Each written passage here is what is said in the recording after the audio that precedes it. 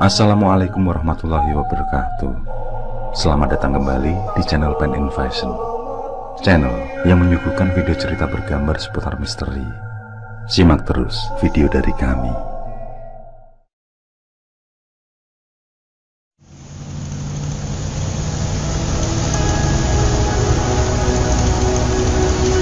Aku sudah memasuki sebuah pedesaan yang jauh dari keramaian kesibukan kota.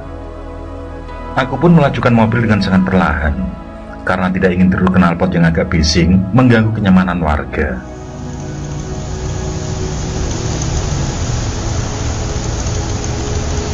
Akhirnya Toyota keluaran 92 itu pun mendarat manis di halaman rumah Simbah.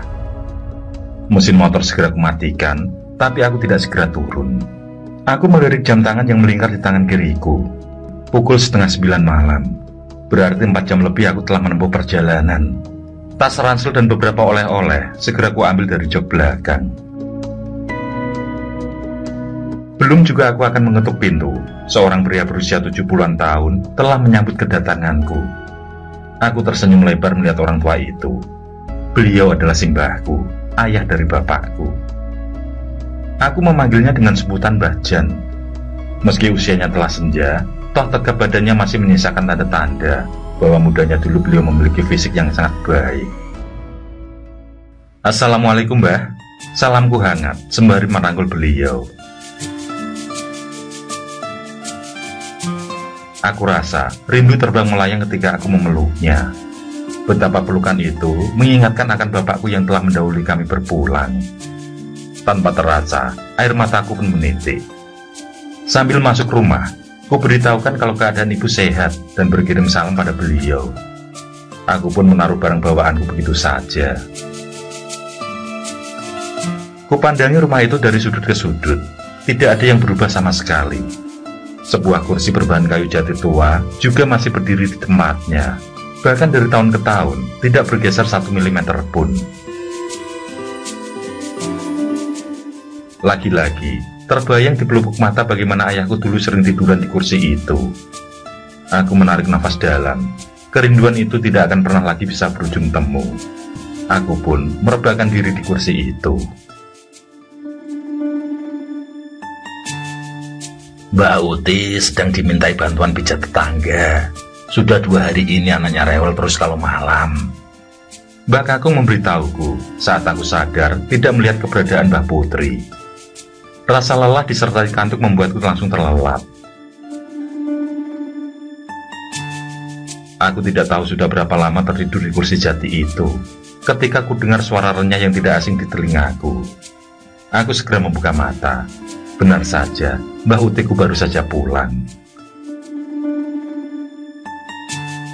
Aku memeluknya dengan sangat erat, saling berbagi kabar. Setelahnya beliau pun bergegas menuju dapur. Beliau akan membuatkan makanan kesukaanku, katanya.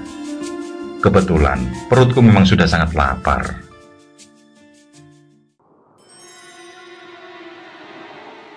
Mbah Utiku membuka percakapan pagi itu sembari membawa hidangan dari dapur. Jadah goreng, ketela goreng, dan 2 gelas kopi buat Mbah Kakung dan aku. Mbah Kakung belum mengomentari perkataan Mbah Utiku yang berpendapat kalau keadaan kamu sedang tidak baik. Beliau sedang sangat menikmati tembakau yang kubawakan. Kepulan asap lebat dan aroma wangi yang khas meluncur keluar di sela bibir beliau. Barulah beberapa saat kemudian mulai menimpali. Sesuatu yang tidak semestinya iki opo. Anak kecil ya wajar kalau batuk pilek, demam. Itu menandakan sedang akan muda akale. Timpal Mbah Kakungku sembari bercanda. Mbah Uti yang tidak mau kalah berujar kalau beliau merasakan adanya sesuatu yang jahat. Firasatnya mengatakan anak yang dipijitnya semalam memiliki sesuatu yang sangat dibutuhkan. Entah karena weton lahirnya atau tanggal lahir dan sebagainya. Anak itulah yang sedang mereka cari. Aku menggaruk-garuk kepala. Tidak sedikit pun paham dengan apa yang sedang simbahku percakapkan. Aku pun tidak berani untuk sekedar menyela. Takut kalau apa yang sedang mereka percakapkan itu sesuatu yang sangat rahasia. Buto ijo. Tiba-tiba saja Mbah Kakungku menyebut sebuah nama. Aku terperanjat seketika tatkala beliau mengatakannya.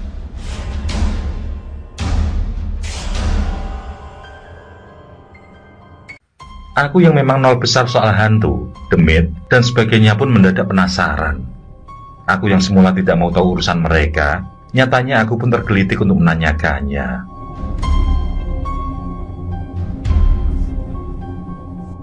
Firasat Mbah Uti benar.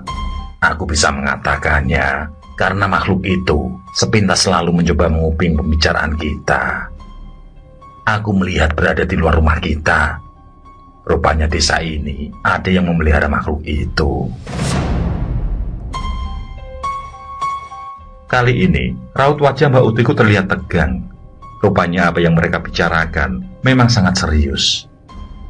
Dengan tegas Mbah Kakung berujar, jika beliau tidak akan ikut campur urusan orang, tapi kalau itu menyangkut urusan keselamatan nyawa, sudah kewajiban setiap orang untuk membela. Mbah Kakung tampak mengernyitkan dahi, pertanda sedang sangat waspada.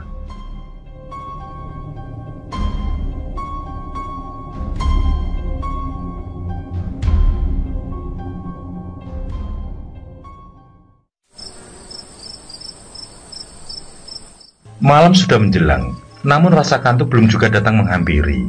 Di samping aku masih kepikiran dengan buto ijo yang simbahku bicarakan, aku juga masih tidak habis pikir oleh sikap Pak Waris. Untuk masalah buto ijo, aku tidak terlalu pusing karena kata bapakku, simbahku itu memang memiliki olah kanuragan dan daya linuwe yang tidak dimiliki orang kebanyakan. Namun untuk masalah Pak Waris, aku benar-benar buntu mencari penyebabnya.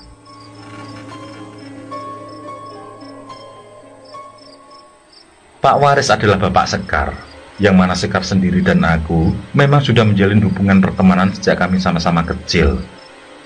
Namun pertemanan itu kini berjalan lebih jauh menuju ke arah yang lebih serius. Hal itu pula yang melatar belakangiku untuk mengambil cuti beberapa hari. Aku ingin membahas masa depan kami. Sekar pun sudah menyatakan kalau ia sudah siap menunggu lamaranku. Tidak seperti tahun-tahun sebelumnya, Pak Waris dan istri menyambutku dengan penuh kekeluargaan. Setiap kali aku datang berkunjung, aku seperti pulang ke rumah orang tua sendiri. Namun entahlah, tadi sore ketika aku berkunjung, tidak terlintas sedikit pun bahwa orang tua Sekar akan menyambutku sedemikian angkuh, galak, bahkan sangat terlihat kalau mereka tidak menerima kedatanganku. Dalam percakapan terakhir sebelum aku pamit, Pak Waris bahkan mengancam agar jangan ikut campur urusan keluarganya. Tentu saja aku sangat tidak mengerti apa yang Pak Waris katakan itu. Bahkan ketika aku menelepon Sekar sesampaiku di rumah, ia sendiri tidak mengerti apa yang bapaknya katakan.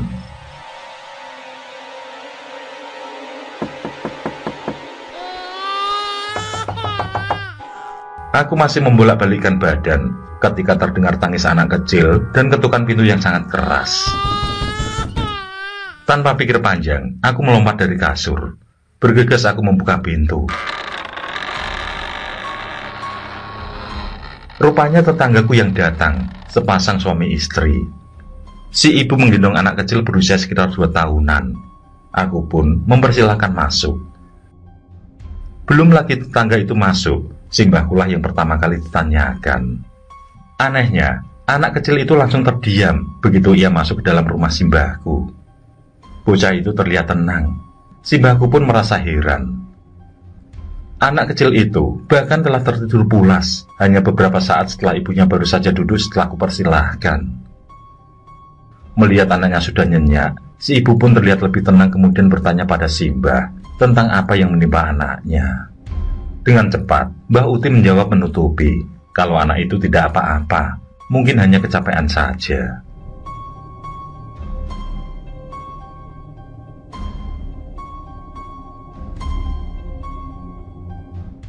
1 jam pun berlalu, bocah itu masih terlihat nyenyak dalam dekapan sang ibu. Barangkali apa yang disampaikan Mbak Utiku benar, anak kecil itu sedang dalam kondisi badan yang kurang sehat. Maka dirasa tidak ada yang perlu dikhawatirkan lagi, orang tua bocah itu pun berpamitan. Aku ikut merasa lega, kami pun kembali ke kamar masing-masing. Mata yang semula susah untuk kupejamkan, tiba-tiba terasa berat. Aku pun terlelap begitu saja.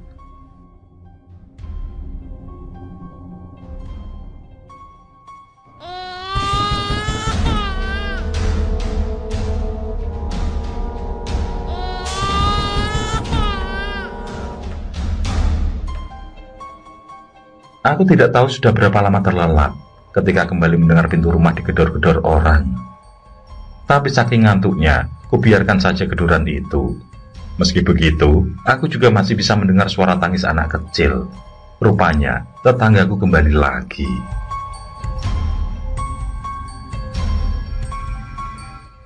Tak urung aku pun tergugah untuk mengetahui apa yang sebenarnya terjadi.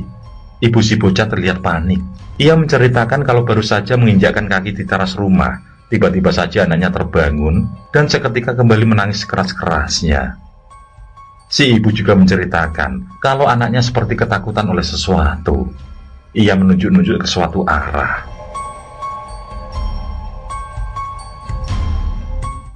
Pada akhirnya, si Mbah Uti memberitahukan jika anak itu memang sedang dalam bahaya. Ada makhluk jahat yang menginginkan anak tersebut. Dibutuhkan kewaspadaan dan harus meminta keselamatan pada Gusti Allah. Mbah Utiku berkata pelan namun jelas, membuat semua yang mendengarkan merasa bergetar.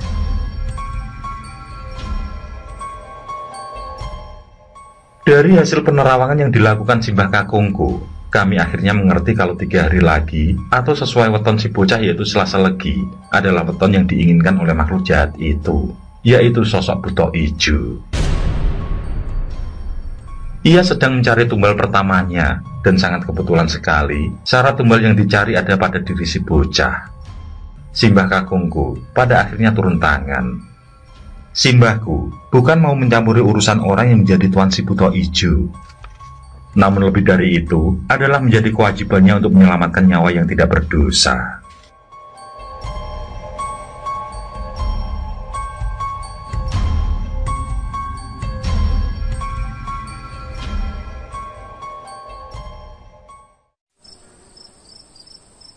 Tepat pada jam 12 malam di hari berikutnya, di belakang rumah Simbah, aku dan Simbah Utiku sudah terlebih dulu melantunkan ayat-ayat suci. Sedangkan Simbah Kakung bersama ayah si bocah bersiap menyambut kedatangan si buta ijo. Mediasi yang sangat alot agar buta ijo kembali ke tempat asalnya tidak membuahkan hasil. Hingga akhirnya terpaksa Simbah Kakung harus menggunakan kekerasan.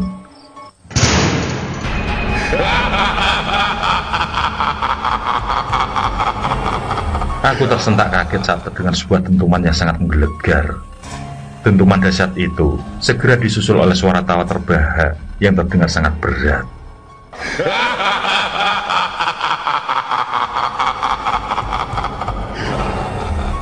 Simbah Uti mengatakan kalau aku tetap harus fokus karena makhluk yang ditunggu sudah menampakkan diri.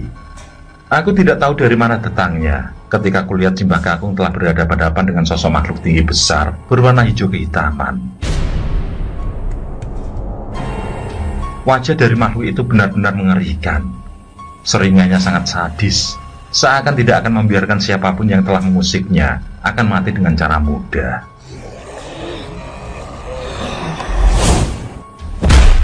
Makhluk bertaring panjang itu menggeram, lalu dengan cepat mengayunkan tangannya ke arah kepala Simbah Kakungku. Simbah Kakung mengelak dengan lincah. Namun, ayah si bocah yang turut menghadang terpental hingga 2 meter, terkena hembusan angin yang lewat dari kepalan tangan si buta ijo. Si ayah pun diminta untuk bergabung denganku. Kami melihat dengan jelas bagaimana buta ijo kembali mengayunkan kepalan tangan. Namun lagi-lagi, Simbah Kakung berhasil menghindar dengan hanya menggerakkan badan ke samping. Bukan itu saja, diawali dengan sebuah takbir, Simbah Kakung tampak meloncat sembari melayangkan tendangan kaki kanannya.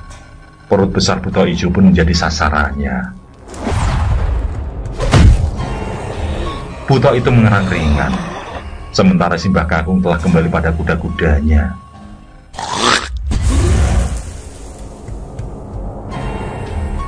Tiba-tiba saja buta itu meludah, namun bukan ludah biasa seperti ludah manusia. Ludah itu berbentuk api yang meluncur cepat mengarah ke tubuh Simbahku.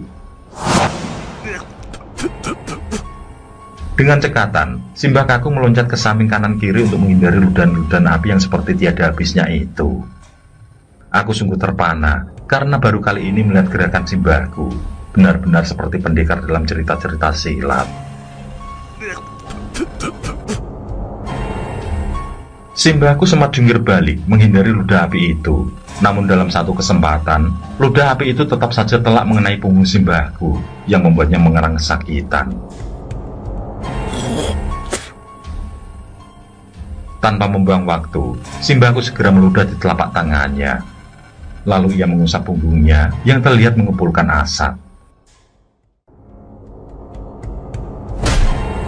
Baru saja Simbahku mengobati lukanya, sebuah serangan kaki Buto Ijo tepat mengarah ke arah wajah. Simbahku segera mengambil jurus. Dengan sekuat tenaga, beliau menangkis kaki raksasa itu. Akibatnya, Simbahku pun terpental tergulung-gulung. Buto Ijo itu tertawa menggelegar. Sepertinya ia merasa di atas angin. Kami masih berkomat-kamit membaca ayat kursi. Namun pandangan kami tidak bisa lepas dari sepak terjang makhluk raksasa itu.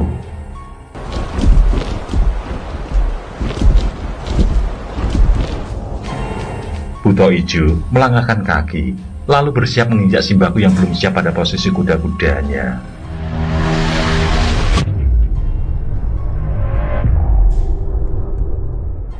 Kami semua terpekik ngeri, karena kaki Buto Ijo itu sudah meluncur cepat untuk menginjak dada Simbahku. Namun rupanya, Simbahku mempunyai rencana lain. Begitu kaki yang sangat besar itu telah mendekati dadanya, Simbahku mengeluarkan sebuah bambu kuning yang ujungnya telah beliau runcingi. Secepat kilat bambu runcing kuning sepanjang 30-an senti itu, beliau tusukkan tepat pada kaki si Buto Ijo.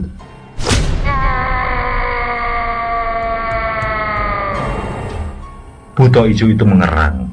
Makhluk itu lantas terjengkang ke belakang. Tidak menyia-nyiakan kesempatan itu, Simbahku kembali melompat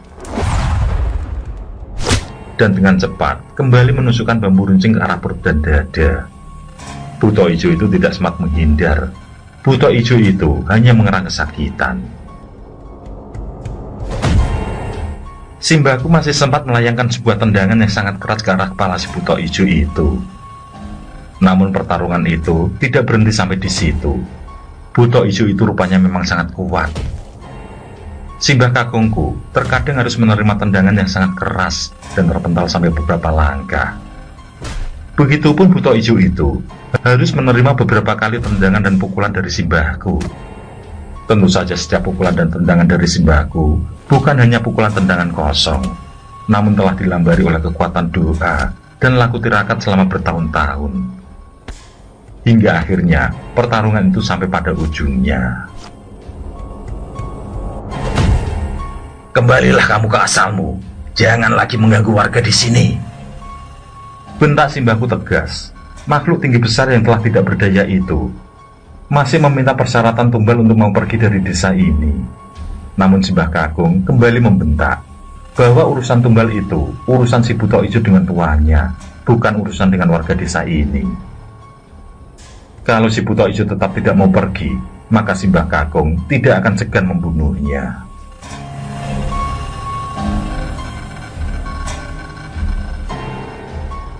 Innalillahi wa inna ilaihi raji'un. Pagi itu, bahkan sebelum azan subuh berkumandang, telah tersiar kabar berita duka. Sebenarnya berita duka bukan menjadi hal aneh di desa itu. Hal wajar, karena kematian memang tidak bisa dicegah. Namun aku menjadi cemas saat mendengar siapa yang meninggal di pagi itu. Beliau adalah Pak Waris, ayah Sekar, sang pujaan hati. Mulanya aku belum percaya dengan berita itu. Namun setelah Sekar sendiri yang menelepon, aku pun harus menerima kenyataan itu. Dalam hati aku berkata, mungkin memang sudah digariskan bahwa Pak Waris meninggal hari ini. Namun, adakah hubungannya dengan perkataan beliau beberapa hari lalu, supaya keluarga Simbah untuk tidak mencampuri urusan keluarganya? Adakah hubungannya pula dengan Simbahku yang mengatakan kalau Demit Pesugihan yang kalah dalam suatu pertarungan justru akan berbalik membunuh tuannya sendiri? Apapun itu, aku telah berjanji akan membawa Sekar ke dalam kehidupan yang lebih baik, bersama mengarungi samudera kehidupan ini.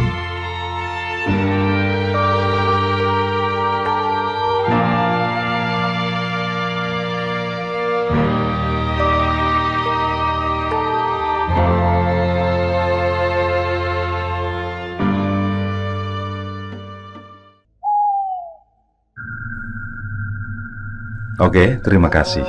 Semoga kawan-kawan terhibur, dan untuk ke depan, semoga channel ini bisa lebih baik lagi. Akhirul kalam, wassalamualaikum warahmatullahi wabarakatuh.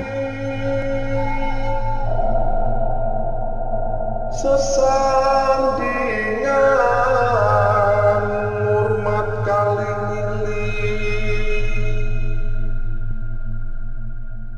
lakukan di muka sana.